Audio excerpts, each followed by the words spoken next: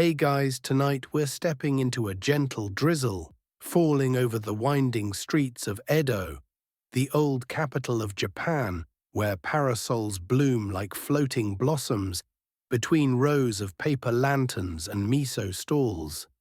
You can almost hear the slosh of geisha sandals on stone and the soft hush of waxed washi paper above your head.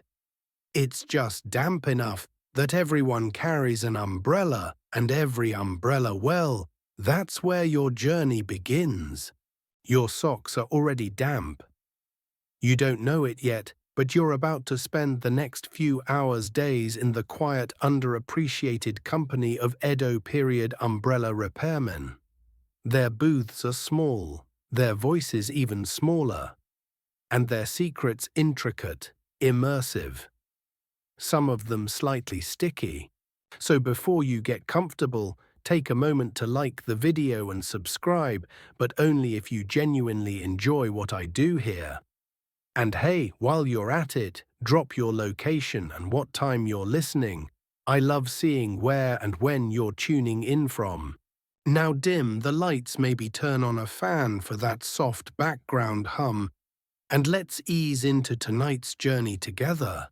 You trudge past the noodle stall that smells too good to ignore, even though you just ate.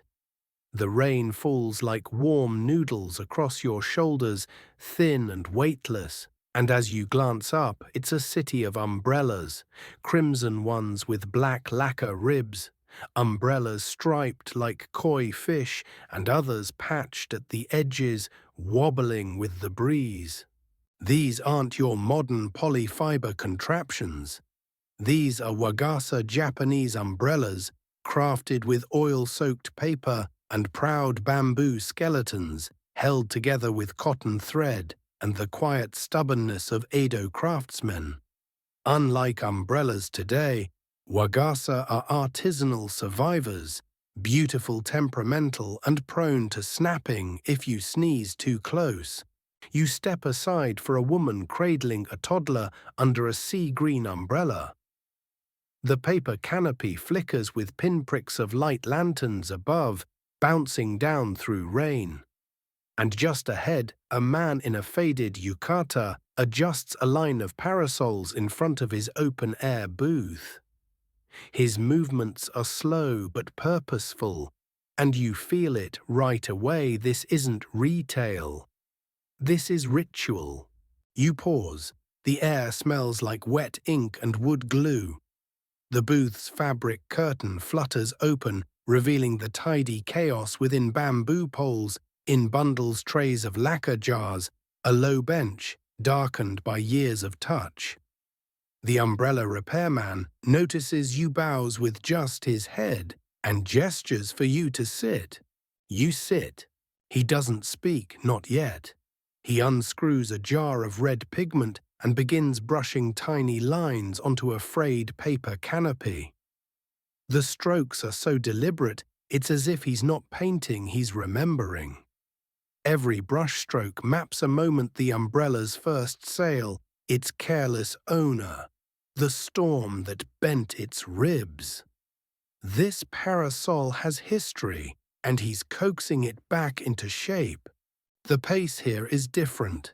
Time folds in on itself like the parasol's canopy, and for a moment you're not in 19th century Japan or the 21st century internet, you're just in between. There's a pot of barley tea warming by a brazier. A cat sleeps in a corner with its tail curled around a spool of waxed thread. You're handed a small dish of sweet bean paste on pickled sakura leaves. You don't ask questions because everything around you feels like it's been waiting 100 years for someone to notice. A child walks by with an umbrella the size of a dinner plate, trailing paper dolls from the edge. The repairman glances up, chuckles quietly, and returns to his work. He pulls out what looks like a handful of porcupine quills, but they're bamboo struts, whittled thin and strong. This is not mass production. There are no plastic molds or injection machines humming in the background. just elbow grease, shellac silk string, and about 10,000 tiny decisions. You start to wonder how anyone ever got good at this. Historians still argue whether umbrella making in Edo began as a luxury trade for the elite or a lowly side hustle for failed carpenters. What we know is that by the mid-18th century the city swelled with tens of thousands of Wagasa, and someone had to keep them from falling apart. Rain wasn't just weather, it was market opportunity. A single umbrella could cost half a week's wages for a merchant, especially if it had family crests painted on it, or patterns of peonies and cranes. So you didn't throw it out when it ripped. You brought it here, and here where your story begins, you realize this is less about staying dry, and more about holding on to something beautiful, even if it leaks a little. The rain doesn't stop, but you don't mind anymore. You lean back, sip your tea, and watch the repairman breathe life back into what most people would have tossed in the river. As the canopy opens, newly lacquered and faintly shining, you wonder how many storms it survived and how many it still will. And just as you're about to speak, the repairman beats you to it with 5 quiet words. It still remembers the rain. The umbrella is now open. Not fully, of course. It would be bad luck to open one completely indoors, especially in Edo, where superstition tends to sneak into your tea and settle on your shoulders like mist. But the paper canopy is unfurled just enough to show its rebirth, gentle arcs of vermilion swooping between the ribs, faint clouds, hand-stamped in indigo, and the waxy sheen of fresh lacquer glinting like dew. You lean in. It smells faintly of persimmon oil and pine ash. The repairman gives you a nod, a signal that your apprenticeship, well more like your very polite loitering, may now continue. He reaches beneath the bench and pulls out a half-collapsed umbrella. You hear the telltale crick as he unfolds its frame. One rib is cracked clean through. Another is splintered with a strip of what looks like seaweed but is probably just a very tired ribbon. A tiny brush dangles from the spoke like a forgotten earring. You can learn a lot, he finally says, from how something breaks. He's right. A splintered spine means someone leaned on it too hard. A torn paper panel, probably left open in wind. A broken toggle near the grip often signals it was dropped, maybe during an argument or a stumble into the canal. Like a detective with soft hands, the repairman reads damage like it's calligraphy. He begins disassembling the umbrella slowly, first removing the paper canopy with a spritz of warm rice vinegar and a bone spatula. Then the twine that binds the spokes wound tighter than any logical reason suggests. You try to help, but your fingers are too modern and your patience too digital. Too tight, he asks with a half smile. That's on purpose. Umbrellas must be built to resist the user. Apparently, the umbrella's job isn't just to protect you from rain.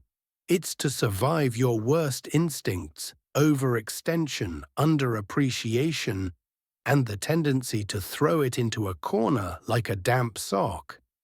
It has to endure casual neglect with the stoicism of a retired sumo wrestler. The core of every Wagasa is bamboo cut from groves in the early fall when the moonlight still lingers in the wood. The bamboo is split into narrow slivers, steamed over a bath of citrus peel and sea salt to prevent warping, and then left to dry for exactly 49 days. Not 48, not 50. Because bamboo doesn't just grow straight, it remembers straightness. And if you get the rhythm wrong, it'll rebel with a curve that no amount of persuasion can fix. Some days your mentor mutters, "The bamboo argues with me." He's not alone. Historians still debate how Edo craftsmen selected their bamboo. Some say they followed lunar calendars. Others claim it came down to superstition and gut instinct. One traveling merchant's diary even records a man who would whisper to each stalk and reject any that whispered back. Next comes the washy mulberry paper, hand-beaten and sun-dried, sometimes dyed with persimmon tannin to add water resistance. The repairman handles each sheet with reverence, layering them like skin over the ribs. It's hard not to think of the umbrella as a living thing.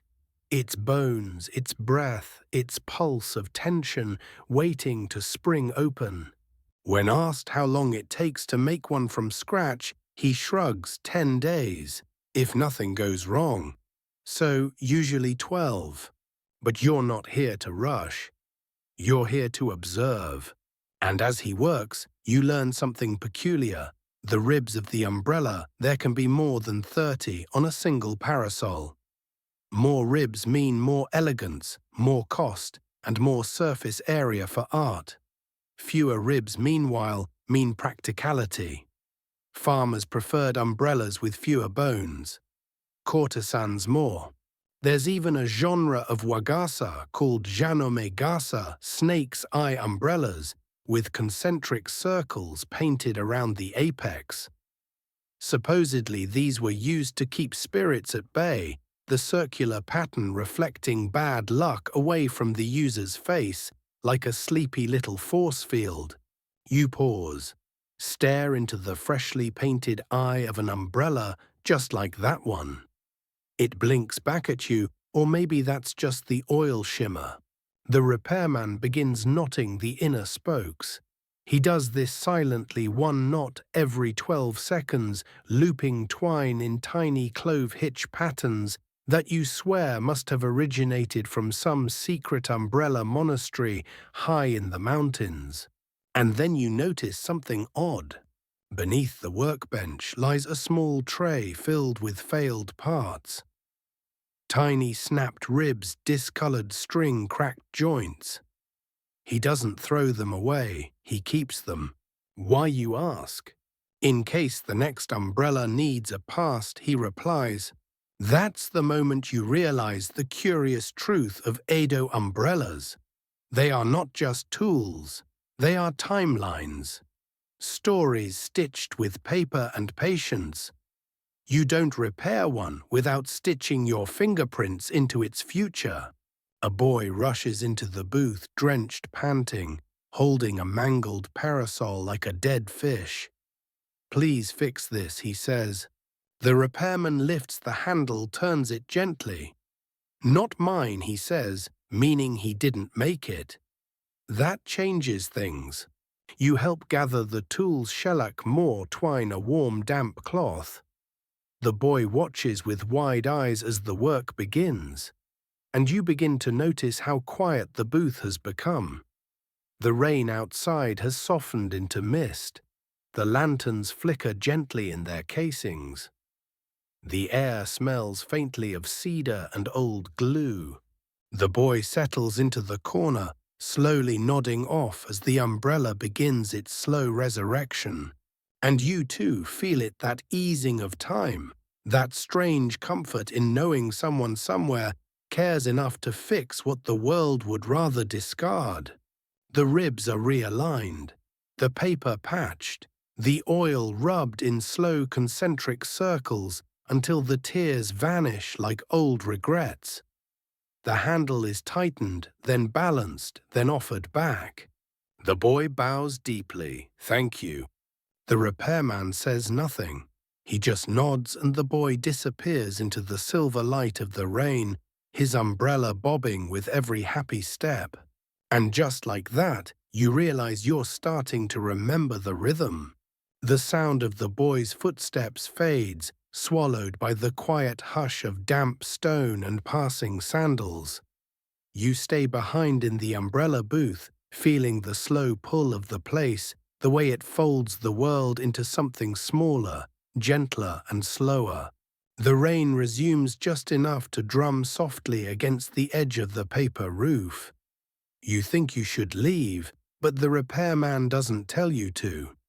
Instead, he reaches under the bench and pulls out a bundle wrapped in faded cloth.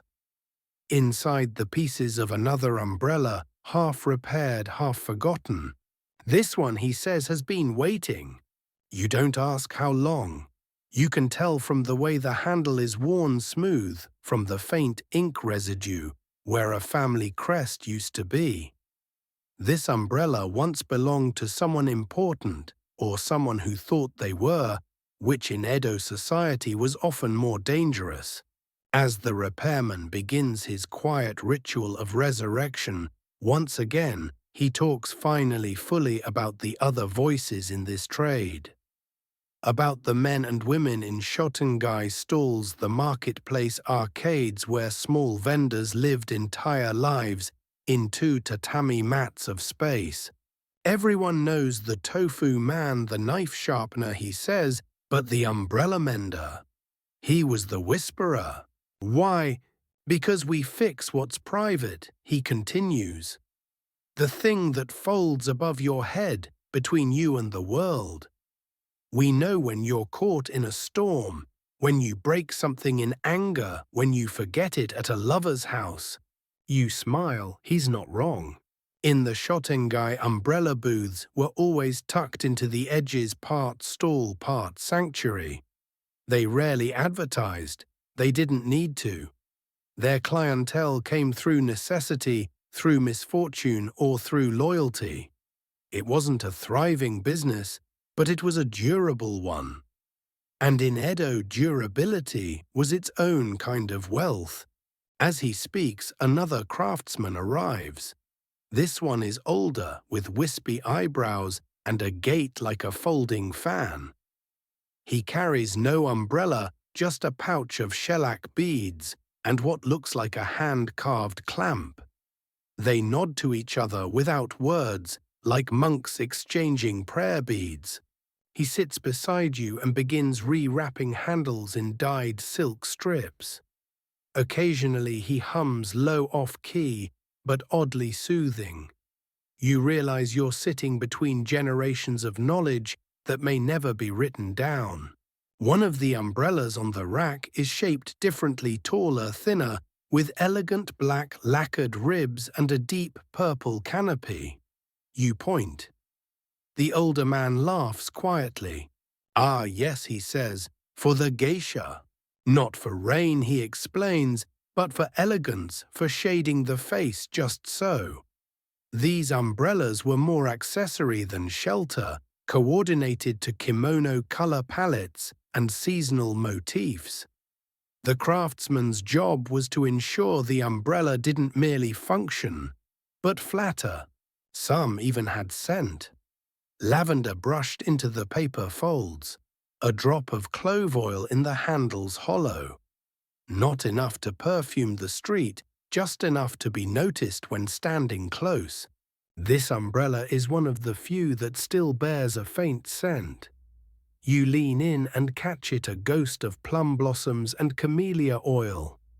It smells like someone's memory of a spring that came and went too fast. Geisha were good customers, the repairman says. Careful, punctual, never folded their umbrellas while wet. He says this with affection, not judgment. Not everyone treated their umbrellas with such grace. One nobleman, he recalls, brought in the same umbrella 8 times in 1 year, each time broken in a new and creative way. Once trampled by a horse, once used inexplicably to fish something out of a well. Some people think umbrellas are swords, the older craftsman mutters. They are not. You laugh, which feels almost inappropriate in the stillness of the booth, but they smile too. There's a kind of humor that comes from spending a lifetime repairing the same object over and over. You're not fixing the world, you're just giving it one more chance to hold together. Historians still argue whether these small umbrella stalls were officially licensed. or merely tolerated by city officials. Some suggest they were protected under certain guilds. Others believe they were ignored unless someone complained, which no one ever did, because who complains about the man who saves your umbrella? The new umbrella, the one that was waiting, is nearly complete now. The ribs are smooth, the canopy repainted with a pattern of koi swimming upstream. The repairman offers it to you. For carrying, he says, not for keeping. So you do. You take it out into the rain. It creaks slightly as it opens like old joints on a cold morning. But then it settles, expands, and you're beneath it, dry and shaded and oddly proud. The rain taps out a melody just above your ears. You walk past other booths, lantern sellers. Rice cracker stands a woman arranging tiny bonsai trees on shelves made of driftwood. You begin to see umbrellas everywhere now, leaning against doors, drying upside down on balconies, fluttering in children's hands like oversized flowers. One man walks past with an umbrella patched in 4 places, each a different color. It looks like a mosaic, or maybe a quiet rebellion against uniformity. He catches your eye and grins. Art, he says, tapping the handle. Back in the distance, the umbrella repairman returns to his bench, pulling out another broken frame with the calm of someone who knows the weather never really changes. You keep walking. You don't know where you're going exactly, but the path feels different now, like you're under a canopy of care. As though even the broken things in this world can be coaxed back to life with time, tea, and twine. And maybe a little rain. By now you walk like someone from Edo, not just because of the parasol in your hand, though it helps, but because your pace has slowed and your eyes linger longer on details. The faint brush strokes on signage, the way rainwater curls around a cobblestone and disappears into a grate with a satisfied gurgle. The umbrella, the one gifted for carrying, not for keeping, bobs gently above you. It has a subtle leftward lean, almost like it prefers a certain angle. You find yourself adjusting your wrist to please it. You wonder if umbrellas form opinions. Eventually your feet bring you to a quieter corner of the district. Here, on a lane so narrow, 2 umbrellas can't pass without one yielding. You find a tea shop nearly hidden behind a curtain of bamboo beads. The scent of roasted barley and something faintly sweet floats out to greet you. Inside the shop is warm and dim. Shoji screens cast soft shadows. A young woman in a mustard yellow kimono looks up and smiles. You rest the umbrella by the door and settle onto a cushion. Tea arrives unrequested but perfect. It's roasted genmaicha with just enough puffed rice to remind you of cozy things. As the warmth seeps in, you hear a conversation at the next table. 2 older umbrella repairmen are chatting. You catch snippets: bamboo imports from the south, a customer who tried to pay in dried persimmons, and an umbrella that somehow caught fire mid-parade. One leans closer to the other. Remember the time the magistrate tried to ban umbrellas entirely? You nearly choke on your tea. Ban umbrellas? Apparently yes. During one rainy spring, according to the gossip, a particular official grew convinced that umbrellas were a source of vanity. Too colorful, too distracting. Too many peasants trying to look like aristocrats. Rain should fall equally on all, he declared. That didn't go over well. Citizens retaliated not with protest, but with poetry. Satirical haikus about soggy sleeves. Umbrellas hidden under cloaks like contraband. One clever shopkeeper painted an umbrella pattern on his hat and dared the constables to call it illegal. Historians still argue whether the ban was ever officially passed, or if it was more of a badly phrased edict that no one took seriously. Either way, it lasted just 8 days. The official resigned shortly after a particularly wet morning drenched his scrolls and silks. You sip your tea picturing a line of umbrella menders watching it all unfold with dry heads and smug smiles. But not all umbrella stories were political. Some were tender. One of the repairmen at the next table recalls a woman who came every year to have the same umbrella re-oiled and reinforced. Same day, same time. After a while he asked why. "It was my husband's," she said. "He walked with it every morning until the day he didn't." The repairman nods. It still smelled like him. That's when you realize these umbrellas don't just keep you dry. They keep you connected. To seasons, to habits, to people. You glance toward the corner of the tea shop, where a collection of old Wagasa hangs from pegs like retired samurai. Each one is different. One painted with maple leaves, another with a brush of gold clouds, and a third so patched and faded it's more memory than object.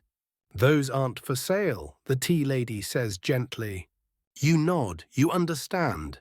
Back on the street, the rain has paused, but umbrellas remain open, carried like cloaks, or leaned gently against the walls. Edwards have their own logic.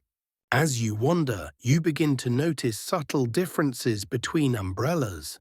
Some have tighter ribs, allowing for more rapid deployment, popular with street vendors who need shade now. Others open more slowly but with elegance, like fans unfolding at court. Some creak loudly when opened deliberately. It's a sound that says, "I'm here." And then there are the decorations.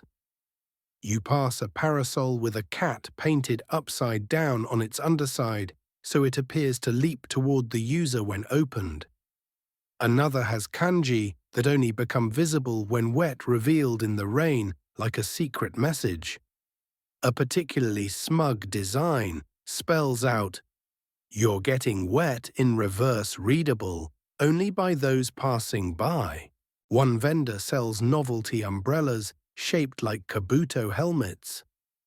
Another offers tiny wagasa for dolls or lucky charms. You even see a dog trotting along beneath a miniature parasol strapped to its back like a shell. The owner bows as you pass. He doesn't like the wet, she says. Eventually you find yourself back near the umbrella repair stalls, only now there's a line. You join it without hesitation. Not because your umbrella is broken, but because you want to watch again. You want to see the small brushes and the knotted cords and the way these men and women fix things, not just with tools, but with respect. As you wait, the woman behind you clears her throat. "I used to fix them," she says. You glance over. She's older, wearing work gloves that don't quite match, and holding an umbrella with a frayed red edge. "Only women in the back rooms," she continues. "We painted, rethreaded. Sometimes we stitched initials into the ribs. Never told the customer." You raise your eyebrows. She shrugs.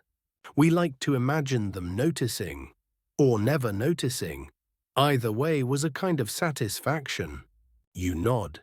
You're beginning to see it now, how every umbrella carries not just a maker, but a whole team of quiet hands behind the scenes. Some paid, some invisible, some just passing time while the rain passed by. As your turn approaches, you realize something unexpected. You're nervous.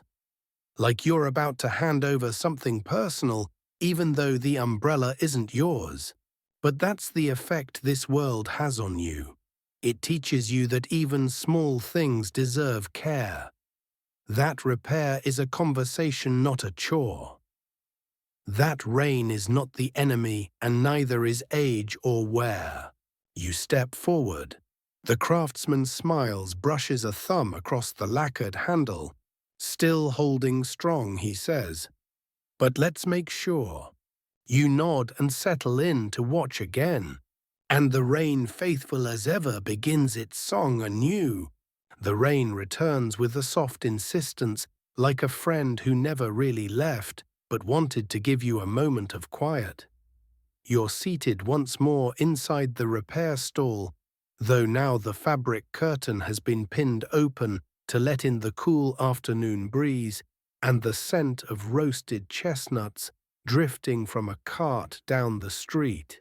The umbrella you brought in isn't in terrible shape. A small tear at the seam. A rib slightly bent. Nothing catastrophic, but the craftsman takes it seriously the way a calligrapher might treat a letter, even if it's just the word hello. He lifts the canopy to the light, tilts his head, fingers the damage like a tailor assessing a threadbare collar. Old glue, he murmurs, but it's the good kind. You're not sure how glue can be both old and good, but you accept the assessment with a solemn nod. And then from somewhere beyond the curtain, thwap, a gust of wind slaps a different umbrella clean out of someone's hand. It somersaults dramatically down the street, end over end, until a startled dog intercepts it with a bark. You glance at the craftsman expecting a chuckle, but his expression darkens. He sets down your umbrella. This, he says, is why we used to have umbrella taxes. Wait, what?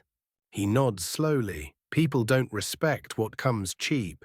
You soon learn about the kasa zeikin, an umbrella tax imposed in the mid-1700s by the Tokugawa shogunate. Back then, umbrellas were becoming so popular, even the lower classes were buying them.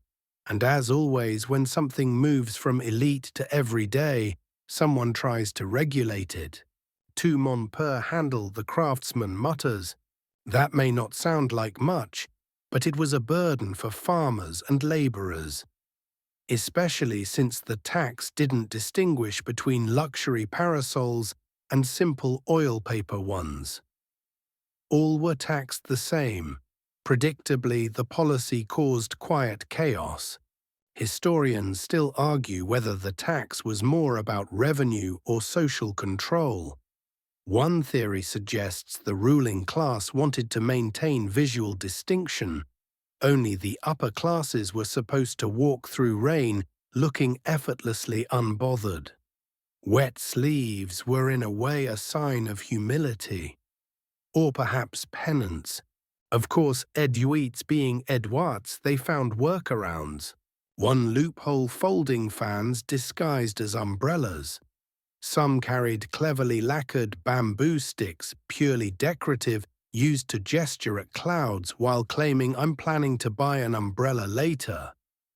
Vendors sold umbrella parts separately to avoid the full tax canopy. Here, handle there. One enterprising merchant offered umbrella experiences for a fee, which included a brief walk under a borrowed parasol. Others went further, inventing what can only be described as wearable umbrellas. Large conical hats fitted with small flaps of oilcloth that extended over the shoulders. Ineffective, probably. Popular, briefly. Fashionable, absolutely not. The tax didn't last long. Rain is patient. It doesn't care about bureaucracy. And within a few years, the umbrella tax faded into irrelevance, remembered mostly in poetry and complaint letters. Still, remnants of that period survive in idioms and jokes. Your craftsman shows you a saying carved into the wood of his tool drawer. He who taxes the rain will drown in it. You ask if it's true. He grins, eventually. He returns to your umbrella and begins applying kakishibu, a fermented persimmon tannin, used to strengthen the paper and make it water-resistant. The smell is pungent, like sour tea and autumn leaves in a jar. You wrinkle your nose. He notices. Don't worry, he says. The scent goes away after 3 months. 3 months. Usually. You shift uncomfortably now, seeing your humble umbrella as a long-term project, perhaps more relationship than object. That seems to be the case here. People didn't own many umbrellas in Edo, they owned a Wagasa. It was a companion part of their silhouette, part of their identity. In fact, some umbrellas were registered to households like livestock or tools.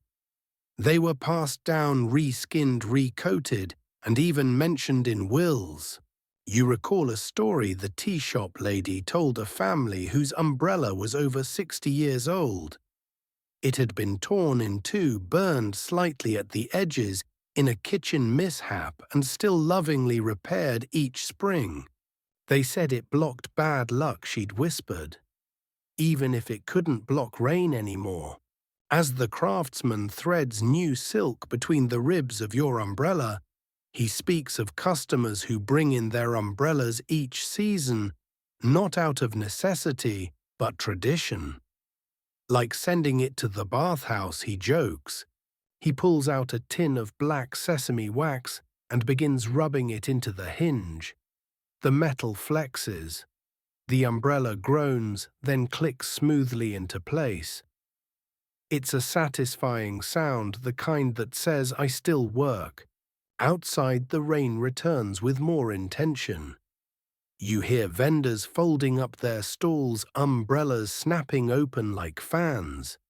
One passerby wears a straw cape that looks like a moving haystack.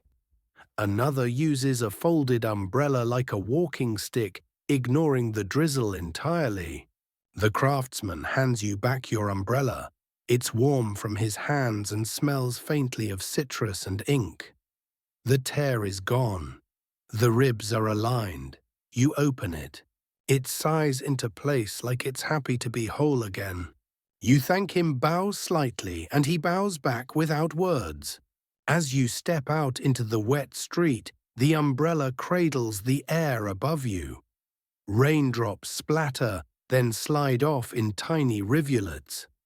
The city seems quieter from beneath it, like the world is muffled just for you. And with every step, you feel a little more protected, not just from weather, but from the frayed edges of time. The rain has mellowed into a gentle drizzle, the kind that doesn't soak, just settles. You walk slowly beneath your freshly repaired umbrella, noticing how the paper canopy feels almost alive now. Responding to the wind with subtle movements, the lacquered ribs adjusting like breath under silk. You pass under the overhang of a lacquerware shop, where a young apprentice polishes bowls with such concentration that he doesn't notice the rain. His sleeves are rolled hands smudged with dust and resin. You pause to watch, and it occurs to you that Edo is a city of hands, crafting, mending, wrapping, bowing. Quiet industry, hidden behind bamboo blinds. As you turn a corner, a flash of crimson catches your eye. A small display of umbrellas hangs outside a stall, each one painted with intricate patterns. Plum blossoms, leaping carp, a stylized Mount Fuji that looks like it's yawning.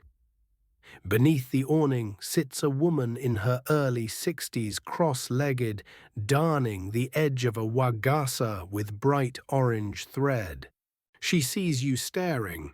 Looking for a message, she asks, threading the needle through the canopy without glancing down.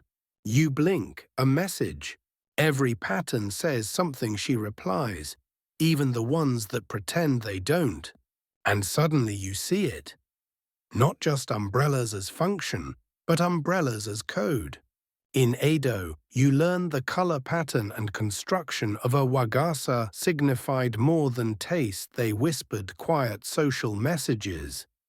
It was a kind of umbrella etiquette that everyone understood even if no one wrote it down. Red, for instance, was a common color for younger women, bold, cheerful, and often adorned with floral motifs like camellia or cherry blossoms.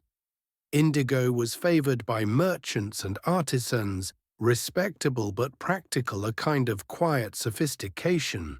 Then there were the elite umbrellas in purple and black lacquer, sometimes with gold leaf pressed into the paper's edge. These weren't designed to blend in. They were status statements visible from down the street. If you carried one, people stepped aside. Some umbrellas bore family crests delicately inked just above the apex. These were common among samurai households and guild-affiliated merchants. They didn't shout wealth, but they hummed it. And then there were the flirtation umbrellas. These were trickier to spot. Painted on the underside, visible only when opened, were symbols or words, sometimes subtle poems, sometimes playful double meanings. A turtle for longevity, a koi for perseverance, a peony for boldness, and occasionally a single character, I love. You imagine a parasol opening above two people standing close under a drizzle. One sees the symbol, the other pretends not to. It's not a confession, just a possibility. Historians still debate how widespread this practice was. Some believe it originated in theatre circles, where props doubled as conversation starters. Others say it began in tea houses, where courtesans used every part of their appearance to communicate without words. The woman at the stall finishes her stitch and lifts the umbrella, spinning it slowly. You notice a fox tucked into the branches of a painted maple tree. A fox, you ask? Cleverness, she says, and mischief. You'd be surprised how often both are needed. She lets you handle one of her newer umbrellas, a deep green canopy with pale bamboo ribs and an inner pattern of waves almost invisible until you tilt it just so. It's mesmerizing, like carrying a hidden ocean above your head. These are read like sleeves or fans, she adds. Part of your body, an extension of your intention. And in Edo, intention was everything. Social codes in the city were precise, even if unspoken. The angle at which you carried your umbrella meant something. Upright and firm confidence, tilted toward another person, intimacy, held low over both of you, protection, twirled absently, disrespect. You wouldn't believe how many relationships were ended with a careless spin. The woman chuckles. Once had a customer storm in here because a man tapped her umbrella on the street. And he wasn't flirting, she says. He was trying to knock off a beetle. Apparently, umbrella gestures were part of the complex choreography of Edo public life. There were even unwritten rules about where to leave your umbrella when entering a home or shop. Handle facing outward showed haste. Tip resting gently by the door showed reverence. You begin to notice these things now as you walk. Two umbrellas resting near a soba shop, both leaning slightly inward, almost touching. A silent rendezvous. A coincidence you'll never know. In the distance, you see a courier darting between pedestrians, his large umbrella printed with the logo of a merchant house. It spins as he runs like a pinwheel, scattering water in perfect arcs. A little girl runs by beneath a Wagasa nearly twice her height. It wobbles dramatically, and just before it topples, her mother swoops in, straightens it, and tucks a stray strand of hair behind the child's ear. Umbrellas aren't just for rain, you think. They're for moments like that. You pass a couple beneath a two-person parasol. Their steps are slow, synchronized. They don't talk. They don't need to. The umbrella does it for them. You remember what the woman at the stall said. Every pattern says something, maybe even silence. Back at the original repair stall, the craftsman is re-wrapping twine around a finished handle. You stop to watch umbrella lowered but open, catching stray droplets like thoughts you forgot to think. He glances at your Wagasa and smiles. It suits you now, he says. You don't ask what he means, you just nod. Because somehow in the space of a day, the umbrella has gone from tool to totem, from something you carry to something that carries you. And above you, the drizzle dances its slow rhythm on the oiled paper, each drop a gentle echo of everything you've come to understand. The umbrella now feels like part of your arm. It doesn't cling or weigh. It glides. It balances with you, adjusting subtly as you pivot past a puddle or duck beneath the wooden eaves of a sake shop. At some point, without noticing, you began matching your pace to the umbrella's rhythm, an unspoken agreement between paper and person. Rain has eased again. The cobblestones glisten, reflecting lantern light in long blurred streaks. Somewhere a three-stringed shamisen plays a slow lullaby behind paper walls. Edo is settling into its evening hush, but you're not quite ready to sleep. A warm breeze carries the smell of grilled fish and the faint tang of persimmon vinegar. You follow it. Just off the main road, a woman in a grey obi is hunched over a small repair table lit by a single lantern. Her hands move deftly, tying twine around a split rib. Her stall is humble, barely more than a crate, a cloth and a stool, but the pile of umbrellas at her side is neatly stacked, waiting their turn like polite patients in line. She glances up and nods, inviting you to sit. You do. I took over my husband's stall, she says, not as confession, but as context. He used to do the lacquer. I learned to listen for the click when it's too thick. She dips a brush into a small jar of tree sap, tilts the cracked umbrella canopy toward her, and begins applying it in smooth, practiced strokes. You watch mesmerized. She explains that it's not uncommon for women to inherit umbrella repair work, especially after fires or illness. What began as necessity often became mastery.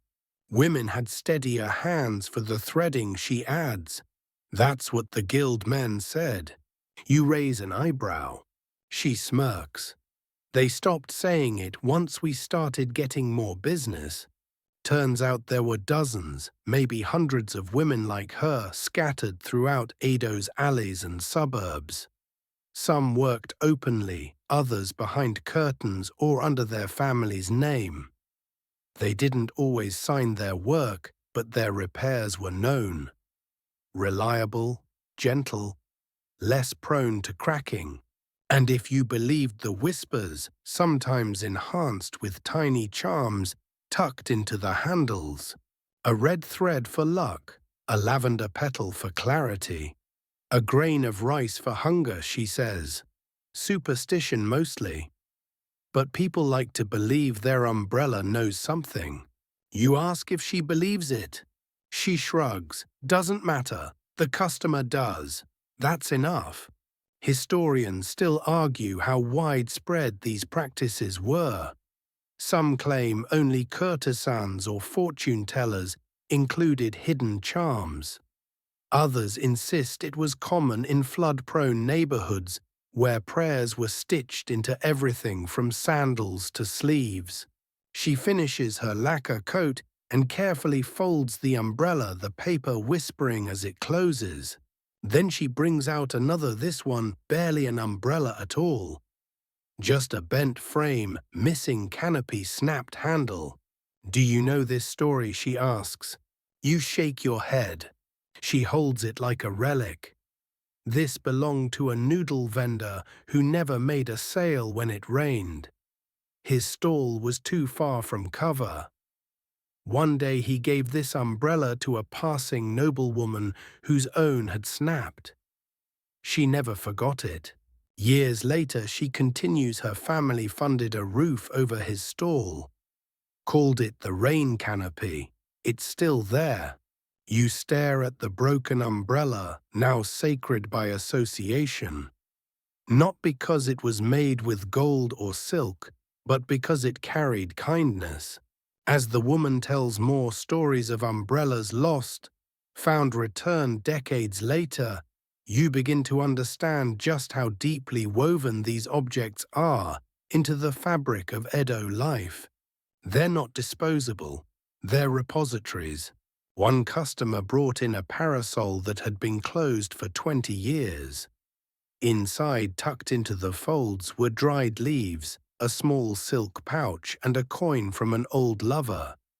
When asked if she wanted it cleaned, the owner said no. She wanted the umbrella preserved as is, dust and all.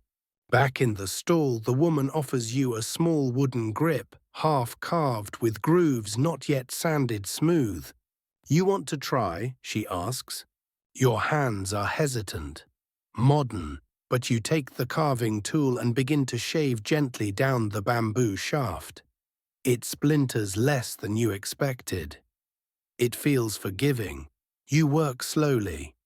She doesn't rush you. Just follow the grain, she says. It's already telling you where to go. You carve in silence for a while, then hand it back. She turns it in her hands, nods with quiet approval, and sets it aside for finishing. You ask if she'll use it in a real umbrella. Of course, she says. That one's already begun. The lantern flickers as a breeze rolls in. Somewhere nearby, a dog barks once, then is shushed. Footsteps pass umbrellas brushing against robes and sleeves like soft, dry applause. You rise, thank her, and begin walking again. You're not sure what's shifted. Maybe it's the knowledge that every umbrella you pass might hold a story. Maybe it's the idea that your hands, yes, even yours, can shape something that shelters others. Or maybe it's the whisper of red thread and rice grains tucked into hollow handles like forgotten lullabies. The night deepens. You pass a paper lantern swaying in the breeze. Its light dances across the wet street, briefly reflecting your umbrella as a shimmering ripple in a puddle. And you smile, because you're starting to see the quiet architecture of Edo, built not just with stone and wood, but with tiny kindnesses wrapped in paper and sealed with tree sap. You walk with no destination now. The city around you has changed in texture. Not visibly, Edo still hums with its nighttime rituals, merchants sweeping their storefronts, the last customers of the bathhouses emerging with steamed faces, a trio of boys chasing a paper lantern like it might float away.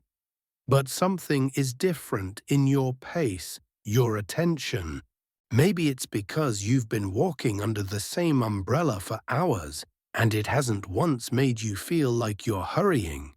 Or maybe it's because you're following a sound. At first it's faint, just a rhythm barely louder than the rain. But as you move through alleyways, duck under awnings, and squeeze past lantern-lit noodle carts, it becomes clearer. Drums, no too steady, marching closer but softer. You round a corner and stop short. Before you, a small procession is moving slowly down the main street. Lanterns swing gently from wooden poles. Music floats on the air, shamisen shakuhachi the occasional cymbal. But what catches your eye are the umbrellas. Dozens of them, hundreds maybe. Some are open, held aloft like floating flowers. Others are closed and carried like banners, but they're everywhere, striped, painted, patterned, tasseled. Some have fans tied to the handles. Others are covered in tiny bells that chime with each step. You've stumbled into something very old.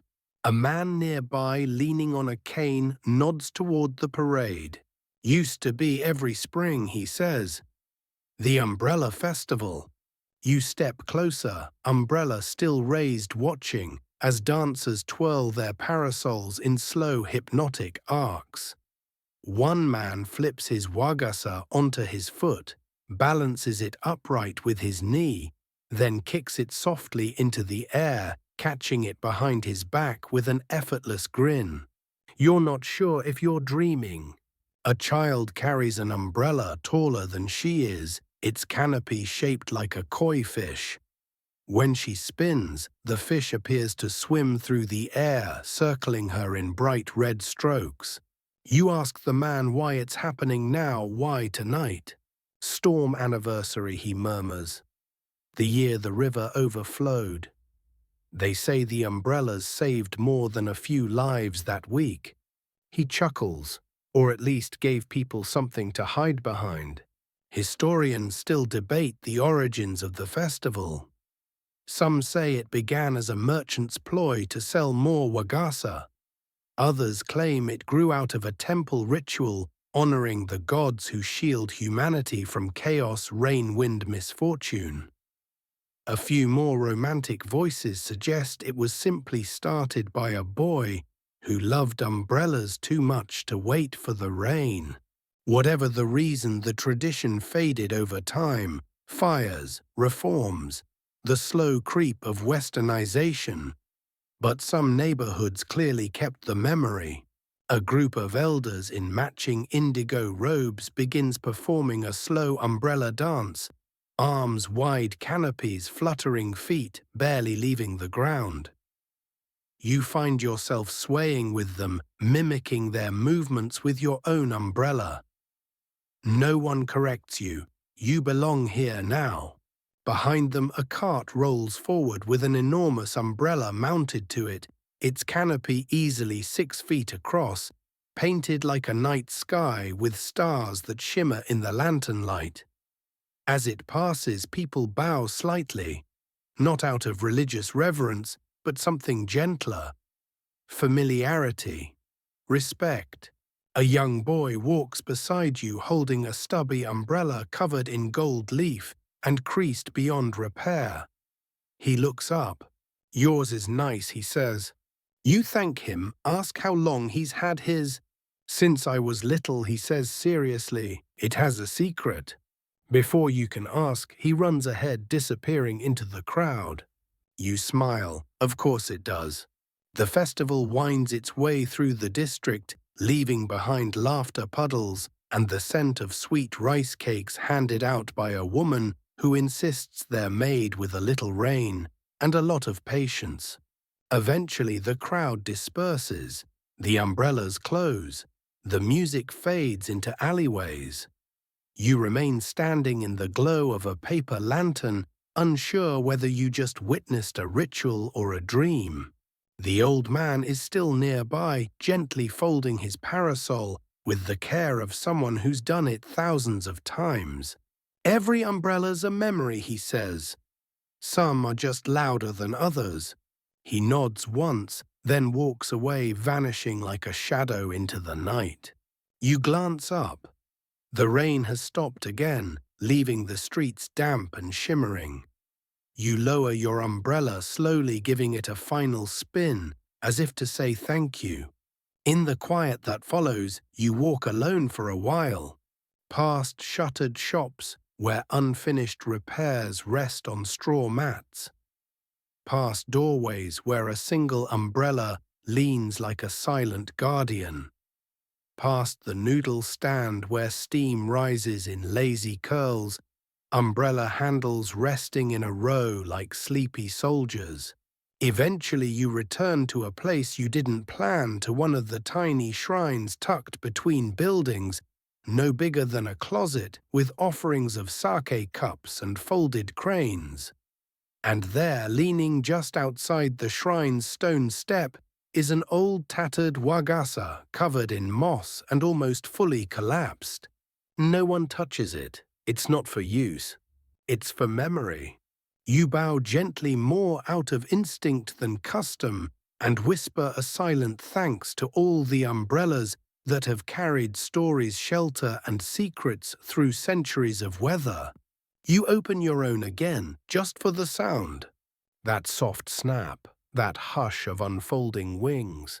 And under its quiet canopy, you walk back into Edo's sleeping heart, feeling the weight of nothing at all. Morning in Edo arrives gently like a warm cloth pressed to a sleeping face. The sky is grey but dry. Clouds hang low, tugging at the tiled rooftops like they too are reluctant to rise. Merchants are just beginning to open their stalls. Apprentices sweep the streets with straw brooms. A fishmonger yawns loudly, her umbrella already open, not against rain, but the sun she knows will soon push through. You walk quietly, the repaired Wagasa still in your hand. The paper is dry now, the lacquer firm. It creaks when you open it. But the sound is reassuring, an honest stretch of old limbs ready for another day. As you cross a narrow footbridge, the river murmuring below, you spot a familiar figure, the umbrella repairman from your first encounter. He's packing up his booth. You wave and he nods, motioning for you to follow. Instead of taking a seat at his bench, he hoists a wide satchel over his shoulder and begins walking. You follow. You've seen the stalls, he says. Now let's go where they don't come. He's a traveling repairman today, the kind who treks beyond the markets and main streets into villages and side alleys, into places where Wagasa grow old in corners and are only remembered when the clouds gather. The satchel on his back carries all he needs. Bone spatula, silk thread, bamboo shims, lacquer in a tightly sealed gourd, and a folding stand to work from. He walks with rhythm, each step calculated to keep the lacquer from sloshing. You learn that traveling repairmen were the original umbrella evangelists. Long before Edo swelled with merchant districts and covered arcades, it was these men who brought parasol craft to the countryside. They bartered repairs for rice-dried fish, a few coins, sometimes just a place to sit out the rain. Some traveled for weeks, memorizing village paths, family crests, local superstitions. Umbrellas are local, he explains. The curve of the ribs, the shape of the tip, even the paper color, each place has its own flavor. He gestures to a hamlet ahead, its thatched roofs peeking from behind a slope. You'll see. You reach the village just as a woman is wringing out laundry. She looks up, sees the repairman, and immediately smiles. Took you long enough. He bows with mock guilt. Your umbrella tell on me. She laughs and hurries inside, returning with a parasol whose ribs are held together with what is that seaweed twine, dental floss. He sits beneath her eave, unfolds the umbrella like a storybook, and begins his work. You crouch beside him, watching the now familiar rhythm, unwrap, assess, clean, rethread, repair. As he works, neighbors gather. One brings tea, another brings an umbrella with moldy paper and a broken tip. A child arrives with a parasol made of sticks and string, proudly declaring it dragon-proof. The repairman inspects it with the seriousness of an imperial artifact. You stay all morning. By noon, 6 umbrellas have been revived. 2 were beyond hope, but the repairman took their ribs anyway for the next one that's missing a few bones. You ask how many villages he visits. Dozens, he says, more when it rains. Historians still argue whether these traveling repairmen formed an organized guild or simply followed unwritten routes passed down by word of mouth. Some journals mention encoded ink stamps on toolkits. Others reference subtle marks carved into umbrella handles to denote repairs. silent signatures traveling across the archipelago. In this village, though, there's no debate. Everyone knows him. Kids wave, elders nod. Even the village dog stops barking after a sniff and a grunt of recognition. You notice something odd, though. None of the umbrellas here are purely decorative. They all look used, weathered, functional. City people want umbrellas to say something, he says, as if reading your mind. Out here, they just want them to work. You ask which he prefers. He shrugs. A working umbrella can still carry poetry. Just quieter. By late afternoon, the repairman repacks his satchel, now a little lighter. He declines an offer of coins, but accepts a handful of pickled plums and a tightly rolled rice ball wrapped in bamboo leaf. Plum keeps you awake, he says, barely. You continue walking. Another hamlet. Another bench. Another woman whose umbrella was a wedding gift. She says it's useless now, but hands it over like a newborn. The rib is cracked clean through.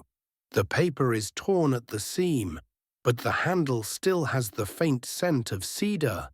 He works without speaking for a while, and you understand this one is different. Precious. He replaces the rib with one from his satchel.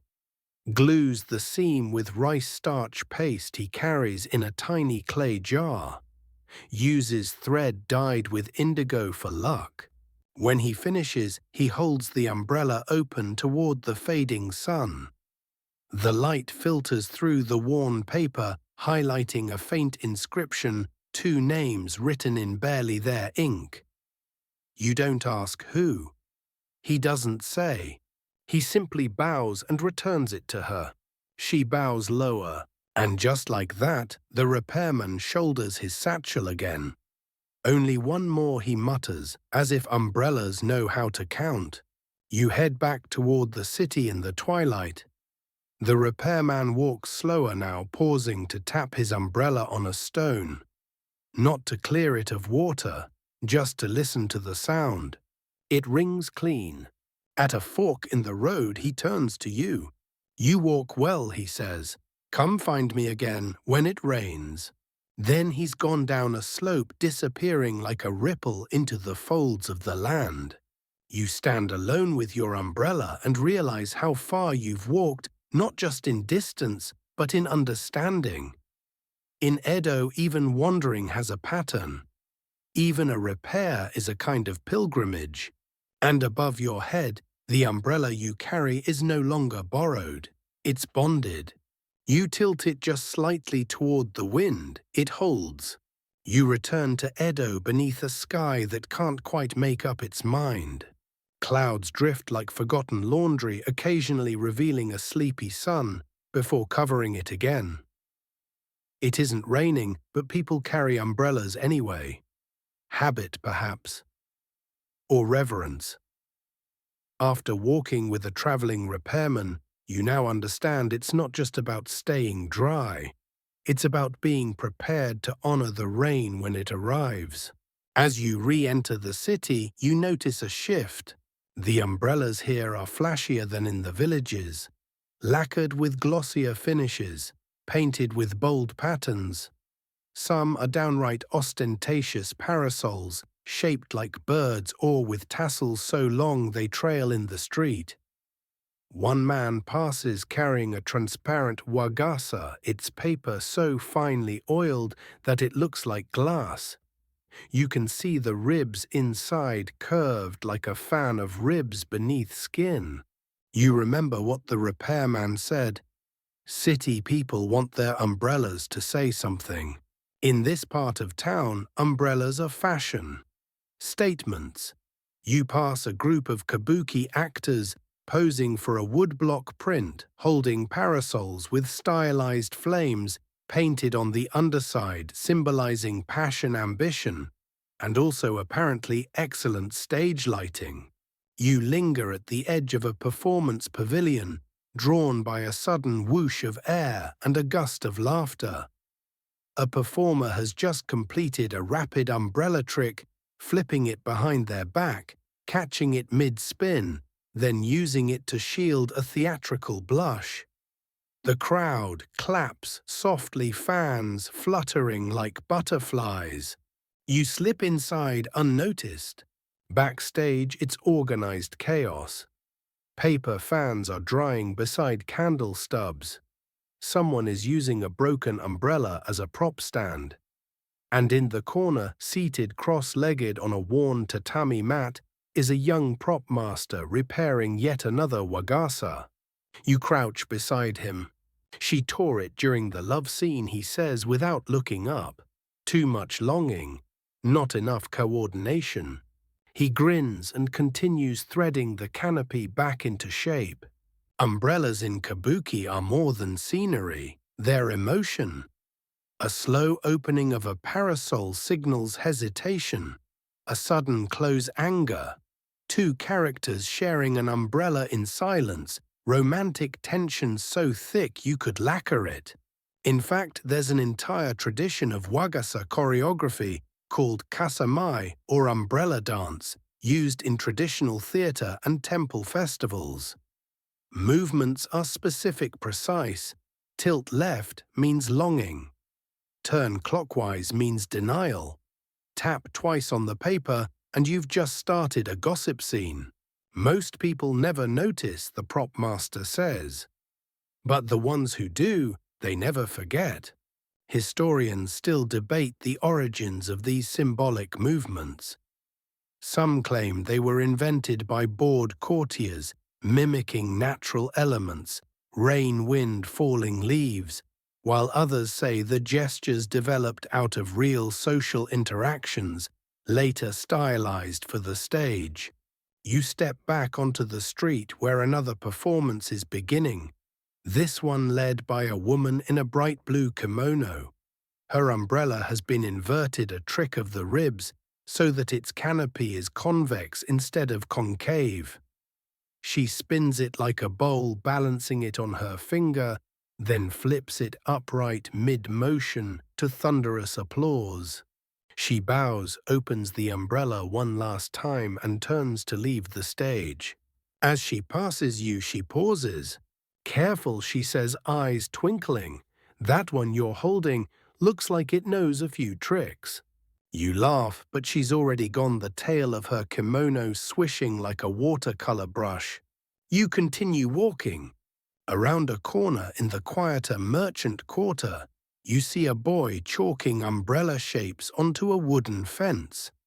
He steps back, inspects them, and begins filling them in with vibrant pigments. Red, gold, green, a cheeky orange one with what appears to be whiskers. "What are they for?" you ask. He shrugs. "A parade, or maybe not."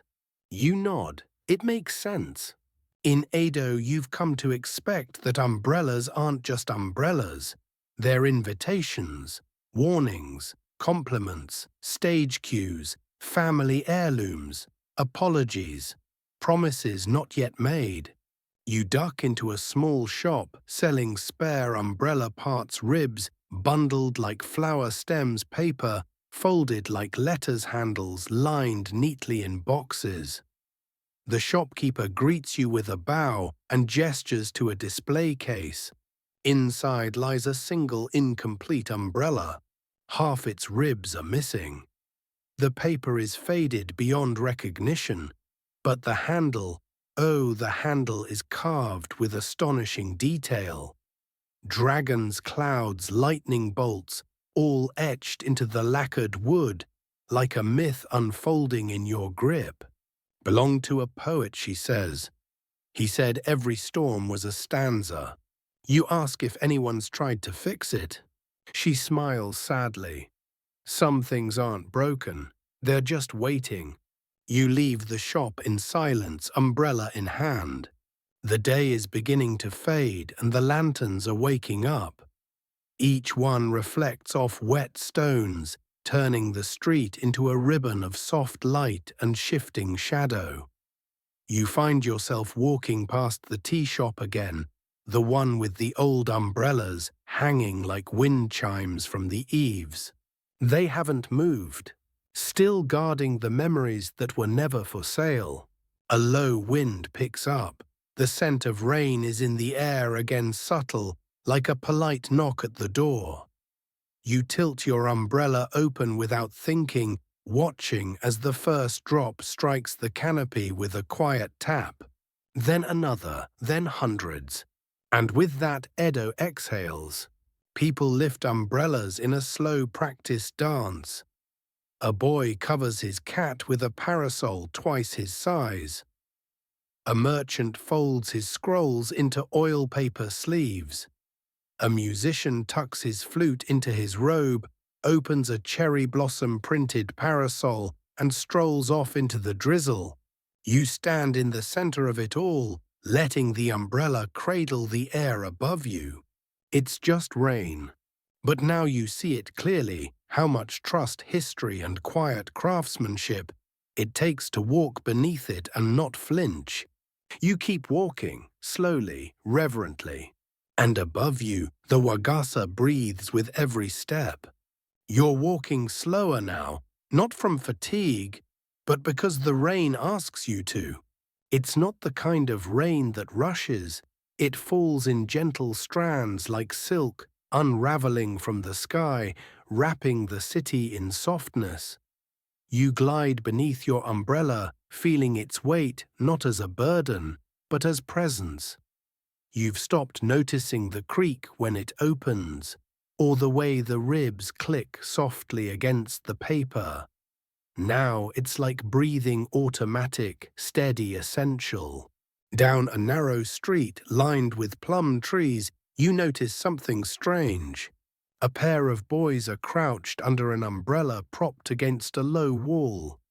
They're whispering, occasionally peeking out and ducking back under like soldiers in a foxhole. You pass them, pretending not to notice, until one calls out, "Hey, you know what this is?"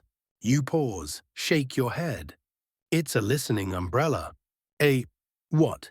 He lifts the edge of the umbrella and taps the inside. They used to use these in spy houses. The paper is thin enough to catch sound, thick enough to hide it. If you know where to put your ear, you can hear everything. His friend nods solemnly. We heard the fishmonger sing. You grin. Whether or not it's true doesn't matter. Because now you're imagining it, a world where umbrellas don't just shield you from rain, but invite you into secrets. You continue walking, ears slightly more alert now. And then it happens. You stumble upon a courtyard where half a dozen umbrellas hang upside down from bamboo poles. They're not drying. They're arranged deliberately in a circle, their handles pointing toward a stone basin at the center. A woman stands nearby, sweeping fallen petals.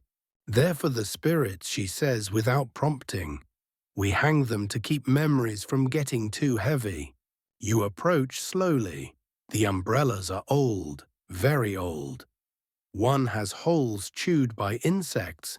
Another is barely more than ribs and thread, but none are discarded. They belong to people who didn't return, she explains. Sailors, couriers, storytellers. We leave their umbrellas open so they don't forget where home is. You nod, not trusting your voice to answer. Historians still debate the origins of this tradition. Some claim it started in port cities where umbrellas were left on docks as symbolic beacons. Others believe it emerged during times of war, when families hoped an open umbrella might somehow catch the soul of someone who'd wandered too far to find the way back. You stand quietly for a while, the rain drumming softly on the open canopies above. Eventually you turn to go, but the woman stops you. You're holding yours well, she says. It listens to you. You thank her, unsure whether it's meant literally, metaphorically, or both. Farther down the road you pass a carpenter's stall. A teenage girl is sanding the handle of an umbrella with careful circular motions. You ask what she's doing. Adding weight, she says, for balance. Turns out Edo umbrella makers often embedded tiny counterweights into the handle's coins, stones, even lead pellets to create the perfect feel. Too light and the umbrella would wobble in the wind. Too heavy and it would strain the wrist. Every handle was different. Calibrated not just to the umbrella, but to the user. Some customers, she says, had two weights, one for summer, one for winter. You imagine it now, a merchant switching umbrella handles as the seasons change, like swapping sandals for boots. Functional, yes, but also deeply personal. She offers you a scrap of wood. You hold it in your palm, surprised by its warmth, its density. She nods. Cypress, she says, for people who walk slowly. You don't know whether to laugh or bow. Before you can choose, she's already back to sanding. You walk on umbrella in hand, thinking about balance, how something so small can shift the way you move, the way you feel. You test the weight of your own umbrella. It feels right. As if it knew who you were before you did. A passing cart splashes water across the cobblestones. You step aside instinctively, but not fast enough. A few drops strike your sleeve. Your umbrella shifts in your grip, and you realize you no longer fear the rain. You welcome it. It's part of the ritual. You stop for roasted chestnuts under a fabric awning. The vendor, a grandmother with deft fingers and a voice like parchment, offers you one free for the umbrella. You accept, puzzled. She leans in. That's a good Wagasa. It's walked far. You nod. You both know what she means. As night begins to stretch its fingers over the city, lanterns flicker to life. Umbrellas bloom again, a second garden beneath the clouds. They move slowly, gracefully, each carrying the quiet story of its owner. And you walk a little taller, a little slower, a little more attentively, because you're no longer just passing through Edo. You're part of it. And your umbrella, faithful as ever, carries your shadow like a secret across the stones. By now the Wagasa has molded to you like an old friend's voice. It doesn't squeak or argue anymore.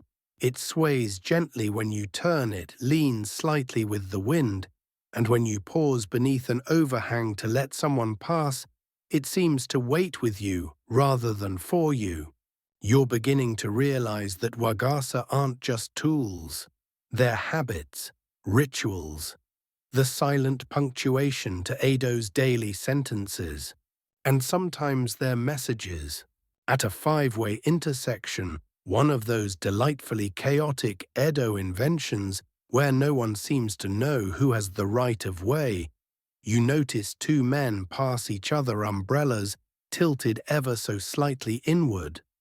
Neither speaks, neither looks directly at the other, but as their canopies brush for a split second, you catch the faintest nod from one, the smallest smirk from the other. It's like watching a sentence be spoken with no words at all. Later, over a bowl of steaming udon at a noodle cart, you ask the vendor about it. Oh, umbrella signaling, he says, wiping his hands on his apron. Used to be everywhere. He leans in, lowering his voice just enough to make you feel like you're part of something illicit. There were entire street codes, once tilts taps, how far you held it from your body. It all meant something. He begins counting off on his fingers. 1 tap on the handle, apology. 2 flirtation. Resting it on your right shoulder, you're in a hurry. Left, you're avoiding someone. Spin it once clockwise, you're impressed. Counterclockwise, you're lying. You stare wide-eyed, unsure how many messages you've been unintentionally sending all day. He grins. Don't worry, most people don't remember anymore. But some do. As you finish your noodles and step back into the street, you spot a young woman carrying an umbrella covered in calligraphy. Not decorative characters, real words. A poem perhaps, or a riddle. The strokes are faint, inked into the folds, so that you can only read them when the canopy catches the lantern light just so. You approach cautiously, trying not to stare. She notices, smiles. It's a diary, she says. Turns out some Edwaits wrote their thoughts, private musings, poems, even dreams on the inside of their umbrellas. Inked in a spiral from the apex outward or in invisible ink that only appeared in the rain. A scholar once called them whisper wheels, turning pages of memory that opened and closed with the sky. Historians still argue whether this was truly widespread or simply an eccentric fashion among the literati. But surviving examples exist in museum collections, often faded to illegibility. One even bore a haiku rumored to have been written during a lightning strike, an impulse scribble, by a man convinced it might be his last. You walk a little farther, your umbrella feeling heavier now, not from strain, but from possibility. What might you write inside yours? Near the canal, you find an old man feeding ducks beneath a red umbrella, so faded it's nearly pink. He doesn't acknowledge you, just tosses breadcrumbs and hums a song that sounds suspiciously like rain falling on a tin roof. As you sit nearby, pretending to admire the view, he suddenly speaks. She said yes, under this umbrella. You glance over, he's still feeding the ducks. Wouldn't have otherwise, it was raining. She didn't want to get wet. I opened it. She stepped under. He pauses. I didn't say anything clever, just offered the space. You nod not because you understand, but because you want to. She's gone now, he says, but I still open it, so she knows the space is still here. The ducks quack appreciatively. The man offers them a final handful, then stands, folds the umbrella with a practiced flick, and walks away. You sit in silence. It occurs to you that an umbrella is one of the few objects in the world that opens like an invitation and closes like a farewell, and it carries everything in between. Further down the canal, you pass a man selling umbrella charms, tiny bells, miniature gourds, paper tassels meant to dangle from the tip. Some are merely decorative, others, he insists, are protective. This one, he says, holding up a braided thread keeps you from walking in circles. You raise an eyebrow. Not literal circles, he clarifies, the kind of circles where you keep ending up in the same argument with the same person. You buy one anyway. Not because you believe it, but because you want to. You tie it gently to your umbrella's tip. It sways slightly with every step. You imagine it whispering to the wind, or maybe just jingling in approval. As dusk deepens, you find yourself in a quieter district, one where shops have already shuttered, and the smell of ink and incense lingers in the air. A small stone shrine stands beside a willow tree, its steps slick with rain, its offertory box guarded by an umbrella resting like a shrine maiden's staff. You approach and leave a coin, not for luck, just for thanks. And as you step away, you realize your umbrella has begun to creak slightly. When you turn its own language, perhaps of approval or complaint, you smile. Maybe it's learning to speak, or maybe you're learning to listen. Either way, you walk on beneath a paper sky, stitched with memories guided by the rhythm of footsteps and raindrops, and the strange, gentle certainty that your umbrella will carry you through. You wake to the sound of rain, not a storm, not a drizzle, just that steady rhythmic whisper that makes you wonder if the sky is trying to read you a bedtime story. Somewhere a bell rings. Somewhere else wood creaks. Edo stirs like an old dog adjusting in its sleep. You stretch beneath your borrowed blanket in the guest room of a tea house. You'd forgotten how you got here, but not why you stayed. The umbrella rests against the wall, dry, now handle up like a quiet sentinel. It doesn't look different, but somehow you know it is. You rise, take the Wagasa in hand, and head out again. The morning air is sharp, cool, and laced with steam, rising from pots of miso soup and laundry vats. Umbrellas dot the street again, this time with quieter colors, grays, tans, faded blues. You begin to recognize patterns: an indigo spiral belonging to a tofu seller, a scalloped paper edge favored by someone from the post office district. There's a familiarity to them now, like nodding to neighbors even if you've never spoken. You walk toward the river. A bridge arches like a sigh, and underneath it, more umbrellas. Open, dozens, floating. They drift slowly along the water's edge, paper canopies stained dark with moisture, spinning gently in the current like oversized lotus blossoms. You stand motionless, watching. A man beside you clears his throat. "For the lost ones," he says. You nod, not asking whom. Umbrellas were sometimes the last thing people left behind, he explains. A dropped parasol on the riverbank. A handle tucked into the rafters of a burned house.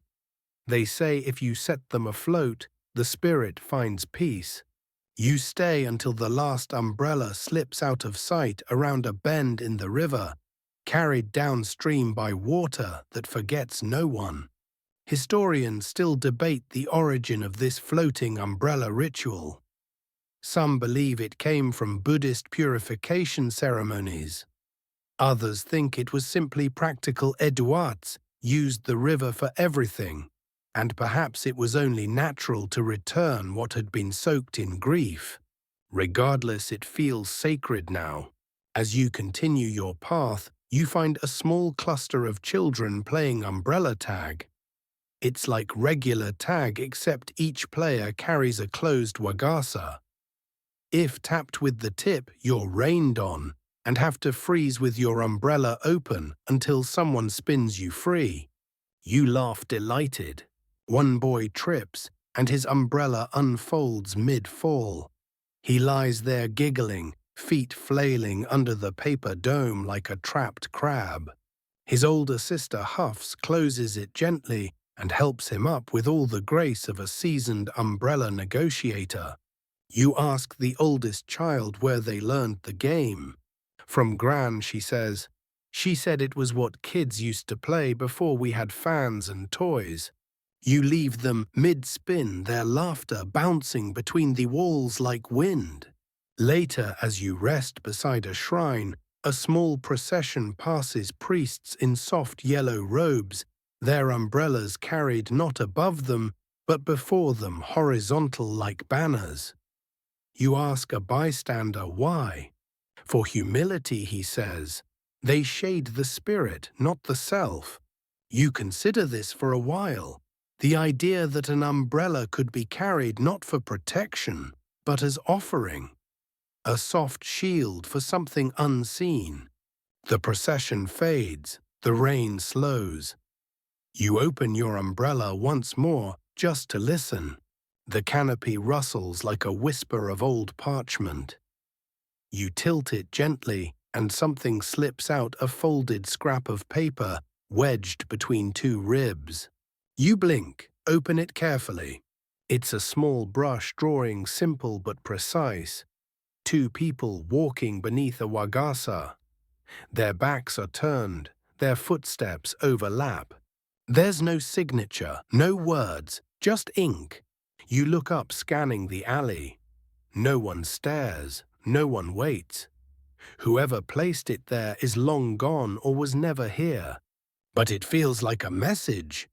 Or maybe a reminder that umbrellas, like stories, are best when shared. You return to the shop where it all began, unsure whether to go in. The stall is empty today. The curtain flutters, but no one sits behind it. On the bench lies a small weathered umbrella, open just enough to suggest someone's coming back. You place your own beside it, not as offering, not as goodbye, just so it won't be alone. And you step back into the street, the rain picking up once more. A soft chorus of droplets patters overhead. Around you, the Wagasa bloom open again, a quiet garden reborn. You walk among them, not above or beside, but with. Because now at last you understand. In Edo, an umbrella doesn't just keep the rain away. It brings you closer to the world it falls on. You're moving differently now. Not because your feet are tired, they are, but they've been tired for hours. But because the streets are leading you more than you're walking them. You know the corners before you turn them. The sounds, the hiss of lacquer on paper, the soft clink of handle meeting tile have become background music. You walk like someone who belongs. And yet even now the city keeps offering you surprises. In a tucked-away alley lined with drying lanterns, you spot a small crooked sign. Repairs while you wait. Stories optional. It hangs above a doorway so narrow you'd miss it, if not for the umbrella tied to the post outside, completely covered in handwritten notes. You step inside. The shop smells of cedar and ink. A pot of tea simmers in the corner. On the floor, 2 umbrellas are dismantled mid-repair ribs, splayed out like the skeletons of ancient birds. Behind a low counter sits a wiry man with a face like sun-dried paper and a voice that arrives only after a full inhale. "You're early," he says. You hesitate. "Am I?" He shrugs. "Always, or too late. No one ever gets it right. You sit." He doesn't ask your name, doesn't ask what you're carrying. Just gestures toward the wall behind him where dozens, maybe hundreds of umbrella handles hang in tidy rows. Each is different. One's carved with feathers, another wrapped in worn silk. One has tiny inlaid seashells that shimmer in the lantern light. "These are the ones I couldn't return," he says. You glance at your own umbrella, feeling its quiet weight. Suddenly aware that it too will outlive you. He pulls a handle off the wall, cradles it in his palm. Some belong to poets, others to fools, some to both. We remember them either way. You ask what he does with them. Nothing, he replies. That's the point. He places the handle back on the peg and turns back to you. You're carrying a well-repaired one, he says, but not finished. He doesn't mean the umbrella. You know that now. He offers you a brush, a pot of ink, a narrow strip of mulberry paper. Write something, he says, for the next time it's opened. You hesitate, then write. Not a poem, not a confession. Just a sentence you didn't know you needed until it was on the page. Something small, honest, a seed of thought. You hand it over. He takes it, dries it with a blotting cloth, and tucks it carefully between the umbrella's ribs, hidden but there. Now it remembers you, he says. Historians still argue about the tradition of umbrella messages, whether it began with pilgrims, theatre troupes, or lonely samurai. Some say it was a secret language of lovers. Others claim it was just a practical habit, a label, a date, a destination scrawled under the canopy, so it wouldn't be forgotten in a crowded bathhouse. Whatever the origin, you've now added your voice to it. You leave the shop lighter. It begins to rain again, not suddenly, but with the gentleness of a remembered tune. You open your umbrella. It feels different. not heavier but fuller, like it has something to say but is polite enough to wait until you're ready to listen. You pass a street musician playing beneath the eaves. His case is open, catching both coins and raindrops. He nods at your umbrella. "Good lacquer," he says, "it'll outlive us all." You smile, keep walking. Farther on you pass a shop selling incense, its scent mingling with the damp. The shopkeeper has a small stand outside with bundles of umbrella wax wrapped in rice paper. A sign reads, "For shine, for strength, for shelter." You buy one. As the wax melts slightly in your hand, you realize this city was built not just with stone and labor, but with maintenance, constant, gentle, unseen care. Edo isn't impressive because it stands tall. It's impressive because it's always being repaired. You walk on, toward the river again, toward the bridges, past doorways where umbrellas drip into buckets, where children race from shelter to shelter in spontaneous games of don't get wet, and everywhere Wagasa, propped against doorways, held like flags, balanced on shoulders, spun idly by people lost in thought, each one different, each one carrying a story no one else will fully know. You stop beneath a tree, the rain barely making it through the canopy. There's a bench. You sit, and across from you another figure. A woman in traveling robes, her umbrella a deep jade green. She's not looking at you, just out at the water where ducks drift in the soft mist. Her wagasa is resting on her shoulder. Its handle is wrapped in red thread. She catches your eye, nods, then looks away. You don't speak. You don't need to. Two umbrellas, two travelers, two stories crossing quietly like ribs beneath paper. You close your eyes and let it rain. The next morning, the city glistens like it was freshly unwrapped. The rain has passed, leaving behind puddles that mirror the sky and streets that shine like lacquered scrolls. You walk without hurrying each step, cushioned by damp stone and the hush of a world just waking up. Your umbrella is closed now, not out of necessity, but reverence. You carry it tucked under your arm, the way one might carry a folded fan or a well-worn letter. It doesn't need to open today. It's already done its part. You head toward the edge of town, past the fish markets, beginning to stir, past children balancing brooms like swords, past a man drying paper by laying it across his roof like rows of fluttering birds. And there, nestled between a sack brewery and a shrine, you find it. A museum, but not the kind with marble steps or hushed glass cases. This one is quiet in the way of a long breath held. The sign above the door simply reads, "Kasa no Kyoku," the memory of umbrellas. You step inside. At first, it feels like a workshop, tables covered in scraps of paper, baskets of bamboo ribs, boxes of thread and brushes. But the deeper you move, the more it changes. Umbrellas line the walls, some open, some closed, some mounted like fans, their ribs displayed in splayed elegance. Each one has a name tag, a year, a brief sentence, found in a tea house attic, used during a final walk, carried across the country, then donated anonymously.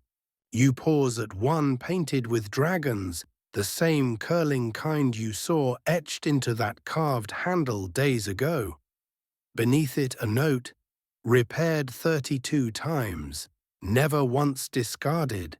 There are umbrellas that belong to actors, to priests, to beggars, to children. One still bears the faint scent of burnt incense and camphor. Another is missing a rib, but left that way on purpose to remind the rain that nothing is perfect. You speak with one of the curators, an old woman with silver hair tied in a braid that trails down her back like silk cord. She holds an umbrella made entirely of translucent paper with gold specks embedded in its folds. "This one was made for a wedding that never happened," she says. "The bride gave it to us, said it still deserved to be beautiful." You ask how many umbrellas they've collected. She smiles, enough to make the silence louder. You ask if people still donate them. "Oh yes," she nods, "especially the broken ones." She walks you to a back room where two artisans are working slowly under a sun lamp. One is mending an umbrella with what looks like thread spun from hair. The other is gently painting a scene of cranes lifting off from a lake. They don't look up. They don't need to. The room smells of tea glue and rainwater long since dried. You stay a while. Eventually you leave. You don't take anything with you, but somehow you feel heavier in the way a full heart weighs more than an empty hand. You return to the city's edge, where the road splits in 3 directions, one toward the coast, one toward the mountains, and one back to the core of Edo. You choose none of them. You simply sit beneath a plum tree umbrella, resting beside you, and watch as people pass. A woman adjusting the twine on her canopy. A man carving initials into the inside of a paper fold. A child spinning her umbrella until she's dizzy.